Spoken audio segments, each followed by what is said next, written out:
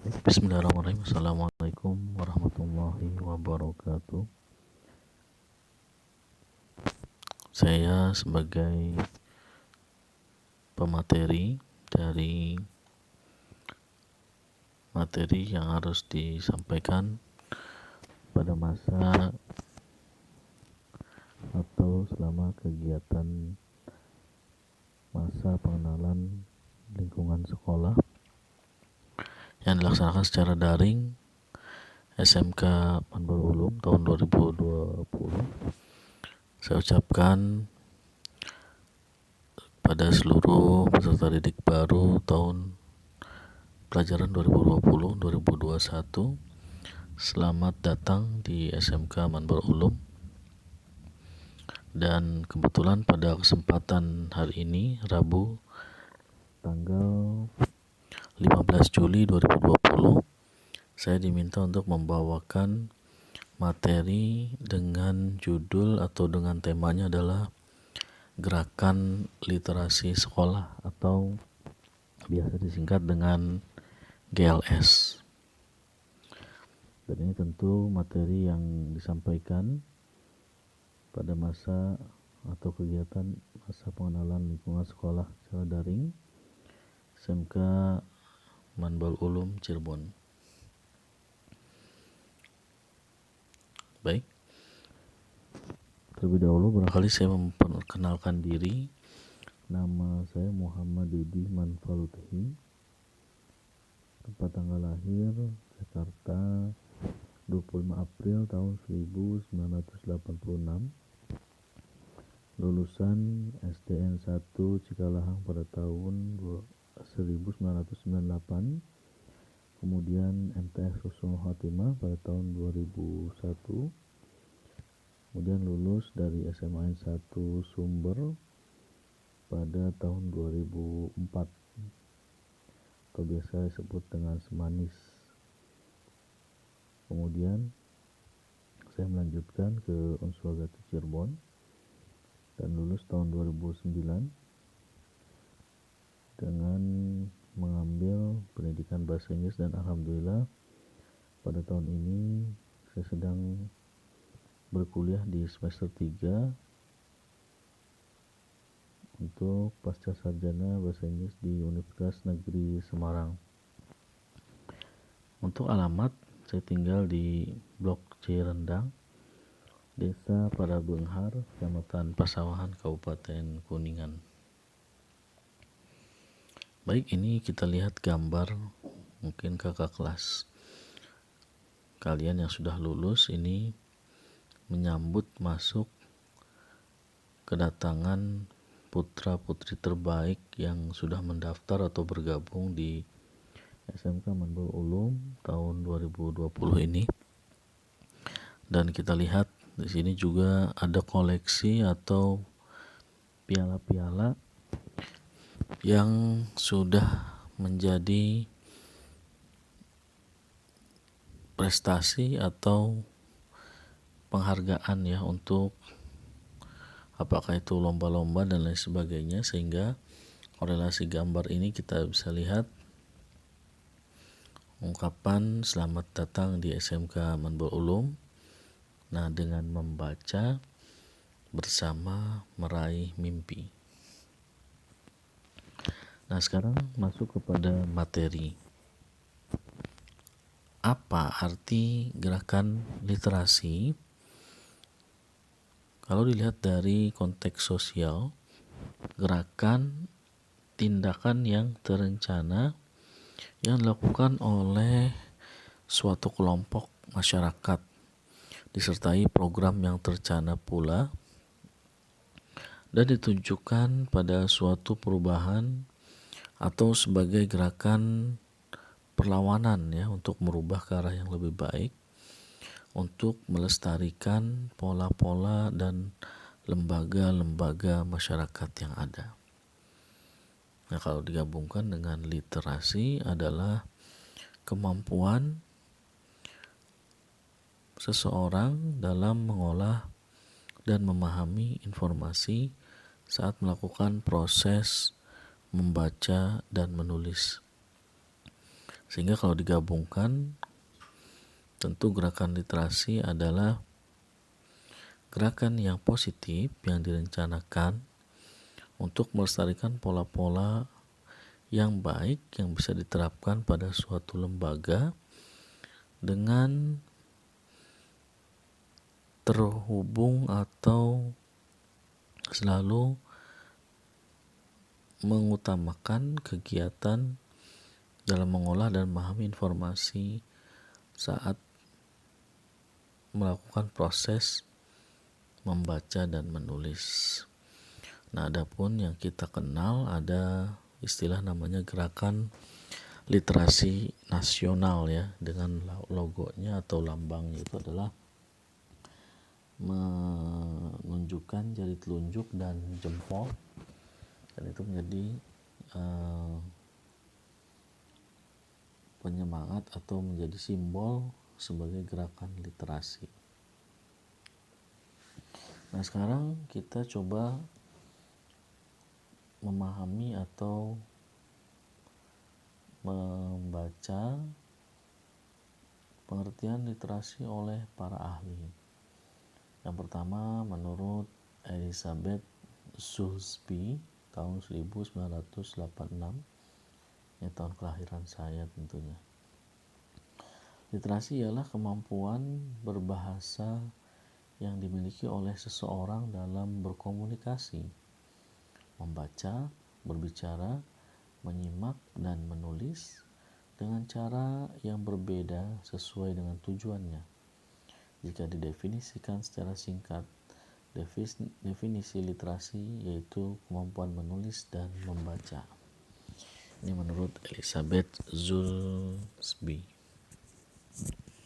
Kemudian berikutnya ada makna atau pengertian dari literasi ialah seperangkat keterampilan nyata, terutama keterampilan dalam membaca dan menulis yang terlepas dari konteks yang mana keterampilan itu diperoleh serta siapa yang memperolehnya. Ini menurut UNESCO atau the United Nation Educational, Scientific, and Cultural Organization. Ini salah satu bidang di Persatuan Negara-Negara ASEAN. Kemudian pengertian berikutnya, literasi ialah suatu kemampuan atau kualitas melek aksara di dalam diri seseorang, di mana di dalamnya terdapat kemampuan membaca, menulis, dan juga mengenali serta memahami ide-ide secara visual. Ini pengertian menurut Kamus Online Merriam-Webster. Kemudian pertanyaan berikutnya, apa sih tujuan dari literasi? Yang pertama, membantu meningkatkan pengetahuan masyarakat dengan cara membaca berbagai informasi bermanfaat. Kita tahu yang namanya membaca adalah satu pekerjaan yang seringkali kita sulit untuk memulainya. Tetapi dengan membaca tentunya dapat meningkatkan pengetahuan. Secara umum adalah masyarakat yang membiasakan atau melakukan literasi secara berkesinambungan atau secara kontinu. Kemudian yang kedua adalah membantu meningkatkan tingkat pemahaman seseorang dalam mengambil kesimpulan dari informasi yang dibaca. Nah, ini berarti kalau konteksnya tingkat pemahaman adalah menambah pengetahuan, menambah pengalaman, Kalau tadi yang pertama menambah pengetahuan, kalau yang kedua adalah menambah pengalaman seseorang dalam mengambil kesimpulan dari informasi yang dibacanya. Kemudian poin berikutnya, poin ketiga, meningkatkan kemampuan seseorang dalam memberikan penilaian kritis terhadap suatu karya tulis. Dengan membaca atau melakukan literasi, kita dapat meningkatkan kemampuan kritis pada satu hal.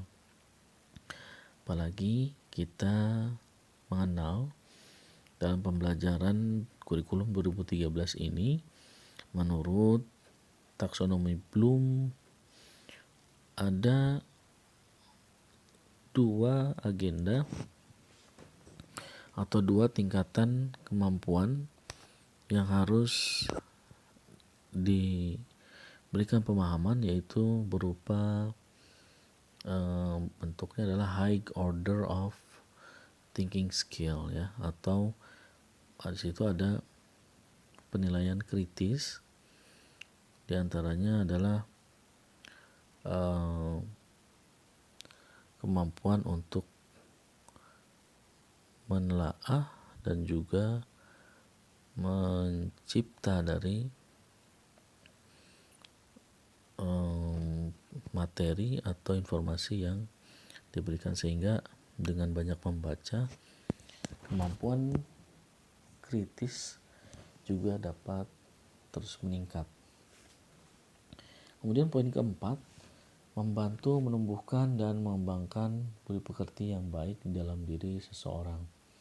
Kenapa? Karena dengan membaca itu akan merubah secara pertama dari pola pikir seseorang, kemudian dari pola pikir tersebut akan berkembang kepada budi pekerti yang lebih baik.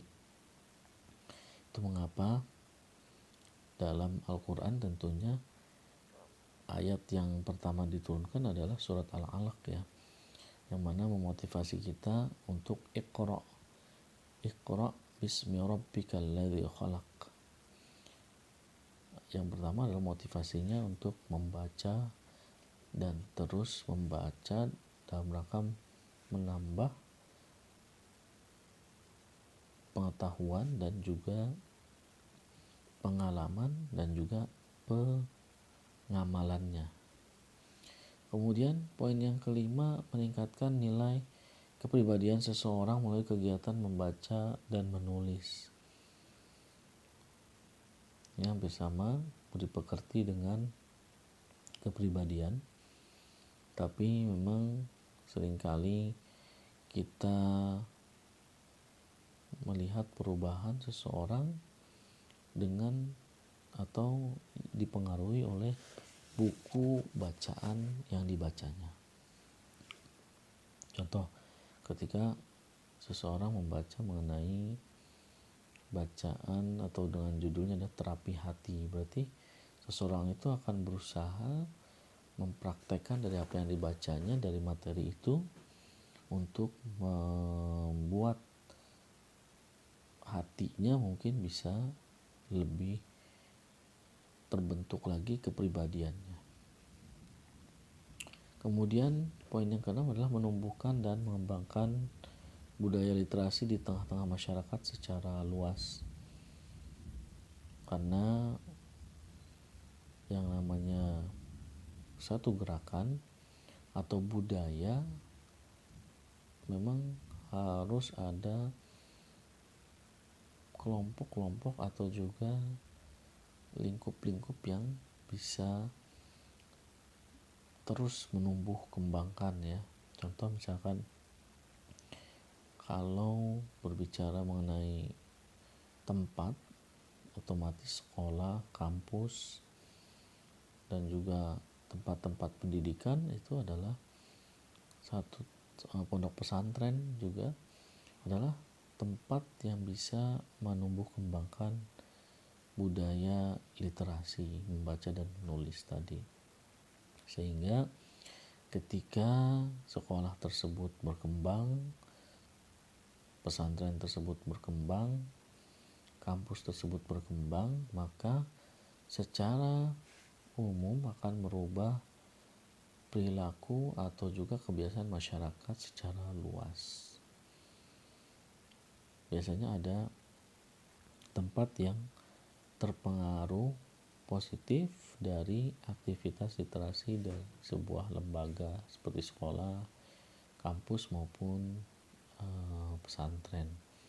Kemudian poin yang ketujuh, membantu meningkatkan kualitas penggunaan waktu seseorang sehingga lebih bermanfaat. Ini khususnya untuk kalangan muda-mudi ya yang masih memiliki banyak waktu, bisa meningkatkan atau juga penggunaan waktunya menjadi berkualitas ya, daripada wasting time, membuang-buang waktu dengan hal-hal yang tidak bermanfaat. Misalkan menghabiskan waktu dengan bermain game online, kemudian dengan nongkrong, dengan hal-hal yang tidak bermanfaat, tidak menambah kualitas pengembangan diri, sehingga penggunaan waktunya juga menjadi tidak berkualitas. Kemudian apa yang menjadi manfaat literasi? Yang pertama itu menambah pembendaharaan kata kosakata seseorang. Kalau misalkan seseorang atau seorang pelajar sedang mempelajari bahasa asing ya, otomatis ketika pelajar tersebut sering membaca buku-buku asing, maka akan tambah kosakata baru, dan itu akan juga membantu pelajar tersebut untuk memahami dan menguasai bahasa asing seperti bahasa Inggris atau mungkin bahasa Jepang, bahasa Arab, dan bahasa lainnya, khususnya itu kalau misalkan konteksnya adalah kosakata. Kemudian mengoptimalkan kinerja otak karena sering digunakan untuk kegiatan membaca dan menulis. Memang betul, membaca dan menulis adalah dua aktivitas yang dapat memicu atau mengoptimalkan kinerja otak, sehingga dengan pemikirannya, dengan mindsetnya akan terus berkembang sehingga memiliki inovasi dan juga memiliki daya cipta yang kuat ketika seseorang mampu mengoptimalkan kinerja otaknya.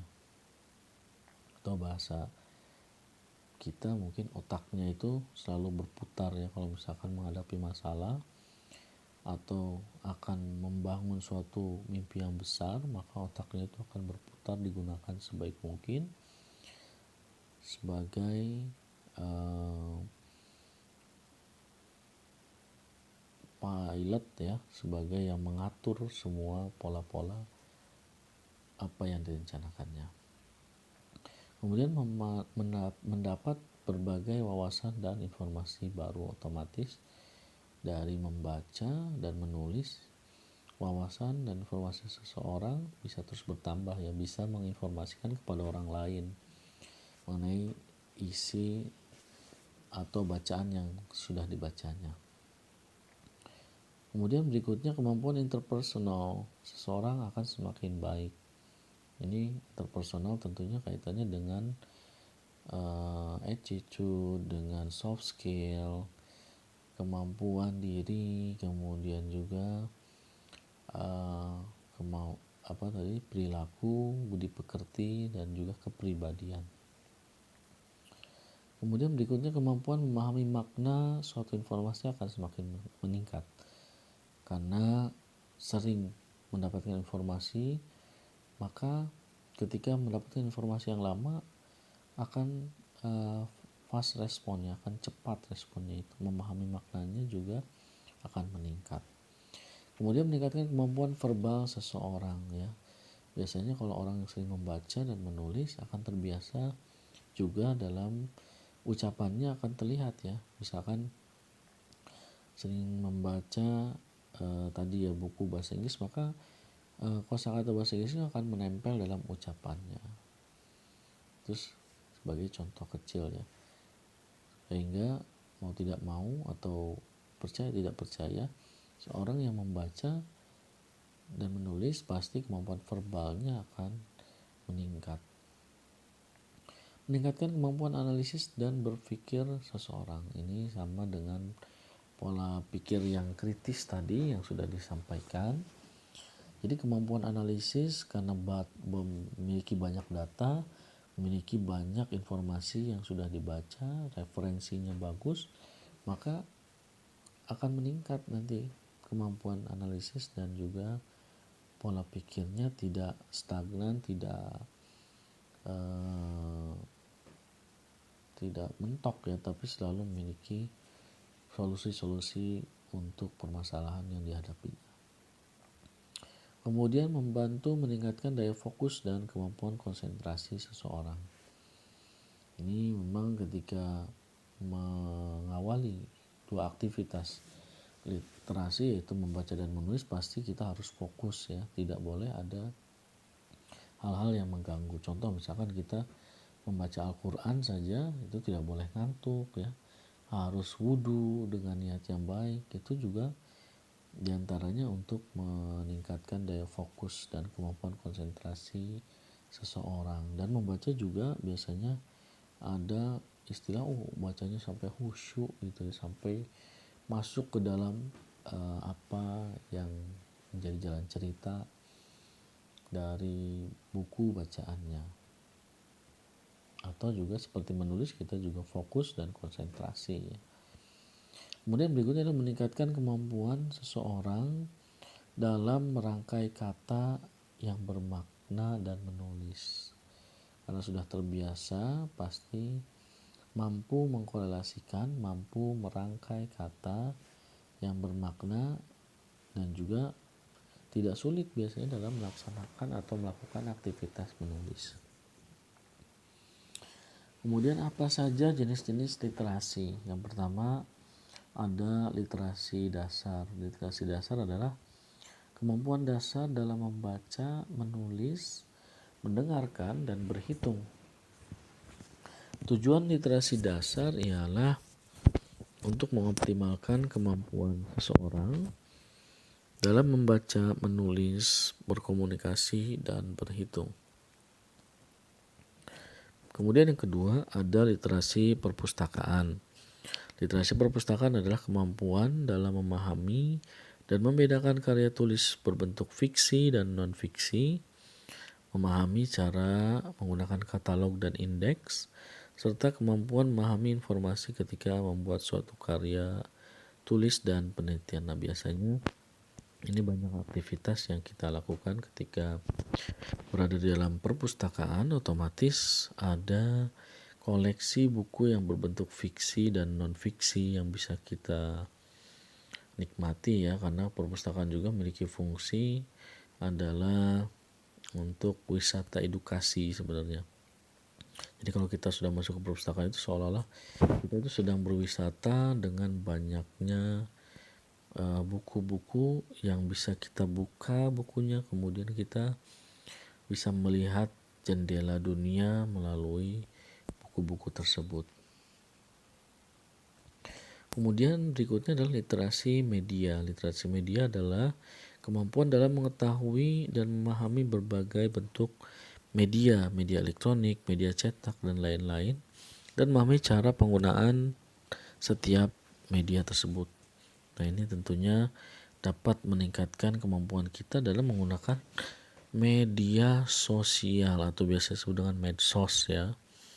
Itu juga perlu kita kembangkan, yaitu berupa literasi medianya.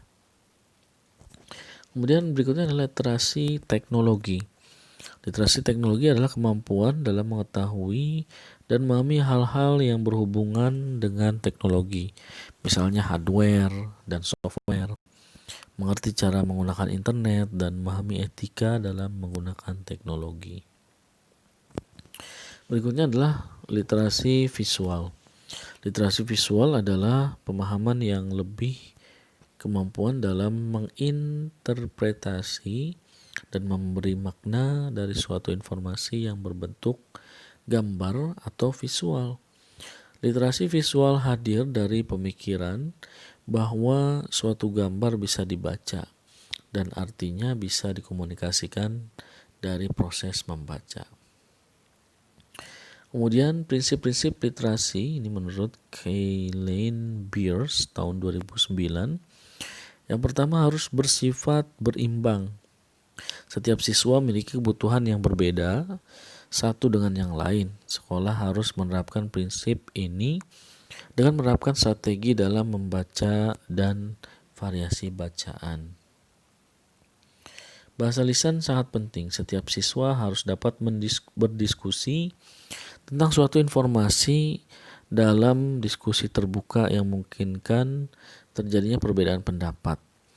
Dengan begitu, diharapkan siswa mampu menyampaikan pendapatnya dan melatih kemampuan berpikir yang lebih kritis. Kemudian berlangsung pada suatu kurikulum, seharusnya program literasi diterapkan pada seluruh siswa yang tidak tergantung pada kurikulum tertentu. Dengan kata lain, kegiatan literasi menjadi suatu kewajiban bagi semua guru dan bidang studi. Kemudian berikutnya adalah pentingnya keberagaman. Keberagaman ialah sesuatu yang layak untuk dihargai dan dirayakan untuk setiap sekolah. Hal ini dapat dilakukan dengan cara menyediakan berbagai buku bertema kekayaan budaya negara Indonesia sehingga siswa lebih mengenal budaya bangsa dan turut serta melestarikannya. Seringkali ada yang berpendapat kalau perpustakaan sekolah itu koleksinya hanya buku paket saja. Tapi kalau misalkan kita melihat ternyata koleksi sekolah tidak hanya memiliki buku paket, tetapi ada juga koleksi buku umum. Nah, ini ada Inside the Library of Vocational High School of Manbaul Ulum Cirebon. Ini ada tampilan dalam perpustakaan SMK Manbaul Ulum. Nah, ini dari luarnya. Dan ini ruang baca lesehan. Nah, ini ada pojok baca. Ini juga sama, ada ruang baca, dan ini adalah koleksi buku-bukunya. Nah, kalau kita lihat koleksi buku umum di perpustakaan SMK Manbaul Ulum itu ternyata cukup banyak ya. Ada buku-buku yang dapat meningkatkan kemampuan kualitas pembelajaran ya untuk guru, untuk siswa, atau yang ditandai di awal ini ada mengembangkan e-learning sekolah tuh, berarti ada buku juga yang menerangkan mengenai e-learning. Kemudian yang untuk siswa barangkali ada panduan manajemen perilaku siswa, Ayo Merawat Indonesia. Kemudian ada juga buku berjudul Panduan Anti Narkoba untuk Remaja. Ada juga berjudul Panduan Pendidikan Anti Korupsi untuk Siswa dan Bagaimana Menjadi Remaja yang Hebat. Dan yang tak kalah penting juga ada judul nih, Mau Kemana Setelah SMK. Ini juga memberikan gambaran ketika lulus tidak ngeblank ya, tapi punya gambaran seperti apa setelah lulus. Kemudian siswa juga bisa menjadi pengusaha. Nah, ini biasanya siswa-siswi yang sudah terbiasa dengan bisnis ya, atau usaha atau online shop atau juga COD dan lain sebagainya, itu adalah salah satu bentuk kegiatan menjadi pengusaha. Kemudian ada juga judul buku Panduan Dunia Kerja. Ini dapat membantu pola pikir atau persiapan selama sekolah. Ketika sudah lulus nanti ada panduan dunia kerjanya seperti apa.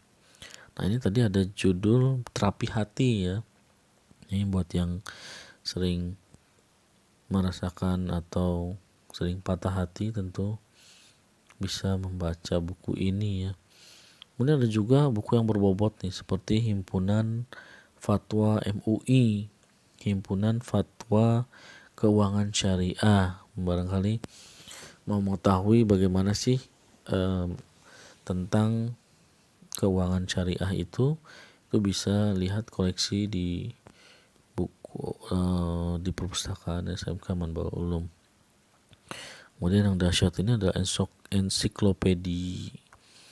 ensiklopedi sahabat Rasulullah Shallallahu Alaihi Wasallam, dan ada kuantum tahfidz. Banyak sekali sebenarnya koleksinya, sehingga pendapat yang mengatakan kalau perpustakaan sekolah hanya memiliki koleksi buku paket itu tidak bisa dibenarkan ya, karena kalau kita melihat banyak juga koleksi buku-buku umum, sehingga kalau kita berkunjung ke perpustakaan kita dapat atau bisa membaca informasi lainnya selain buku pelajaran. Nah, ini layanan pojok baca yang bisa digunakan oleh peserta didik di SMK Manborul Ulum. Ada seperti mesin anjungan juga bisa untuk media membaca. Kemudian ada ada tempat duduk di taman, itu bisa digunakan untuk membaca, atau mungkin pojok baca yang sudah disediakan di perpustakaan. Nah, sekarang pertanyaan berikutnya, bagaimana sih menjadi bagian dari gerakan literasi sekolah di SMK Manborul Ulum? Yang pertama, sudah barang tentu ya, membiasakan gerakan membaca buku-buku bacaan setiap hari minimal 15 menit.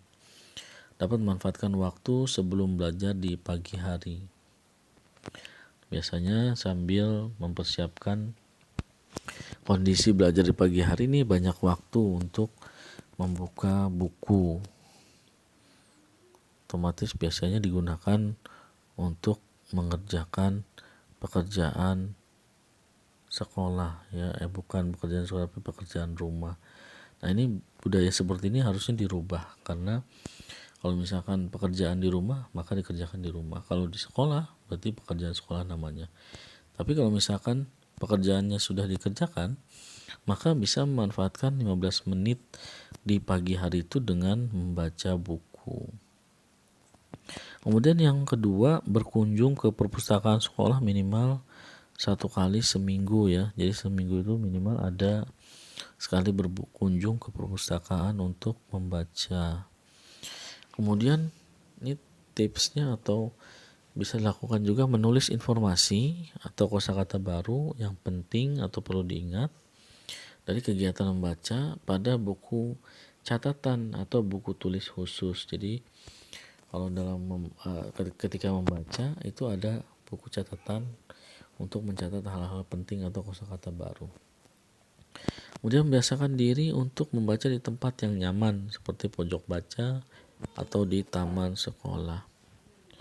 Kemudian berikutnya, bersedia menjadi duta baca dan bergabung dalam organisasi kepustakawanan.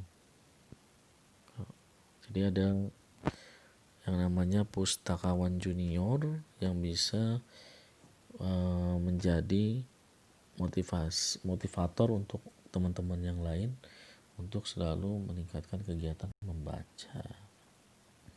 Okay, that's all my presentation. Thank you.